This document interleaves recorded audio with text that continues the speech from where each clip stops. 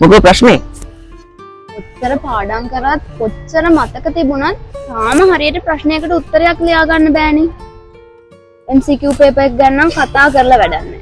ඔයා දන්නවද? ඇත්තටම කොච්චර පාඩම් කරත් ප්‍රශ්නයකට උත්තරයක් ලියන්න හෝ MCQ පේපර් එකක් කරන්න බෑ තමයි. විභාගයේදී සලකා බලන නිර්ණායක ටිකක් තියෙනවා.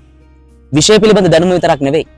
සාමාන්‍ය දැනීම, තර්ක බුද්ධිය, පිළිතුරක් සැලසුම් කර ගැනීමේ හැකියාව, ප්‍රශ්නයක් විශ්ලේෂණය කර ගැනීමේ හැකියාව. මේ වගේ බොහෝ කරුණු කාරණා රාශියක් විභාගයේදී විභාග අපේක්ෂකයෙකුගෙන් සලකා බලන නිර්ණායක ඇතුලේ තියෙනවා. ඉතින් ওই ප්‍රශ්නට උත්තරයක් තියෙනවා. පෙබරවාරි 1 වෙනිදා ඉඳන් 2026 උසස් පෙළ විභාගයට මීඩියා කරන ඔයා වෙනුවෙන් මුළු ලංකාවටම ඔන්ලයින් අපි නොමිලේ ප්‍රශ්න පත්‍ර පන්තියක් පටන් ගන්නවා. ඒකෙදි අපේ වැඩපිළිවෙල ගැන මම ඔයාලට පොඩ්ඩක් පැහැදිලි කරන්න. මූලික වශයෙන් අර මම මුලින් කියපු නිර්ණායක ඇතුලේ ඔයාව කුසලතා පරිපූර්ණ විභාග අපේක්ෂකයෙක් බවට පත් කරන එක.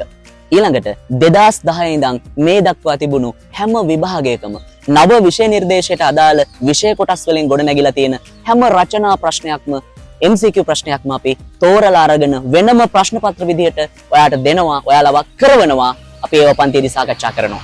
ඒ විතරක් නෙවෙයි විභාග ආකෘතිගත MCQ ප්‍රශ්න 1000ක ඉලක්කයක් අපිට තියෙනවා. ඔයා දන්නවද?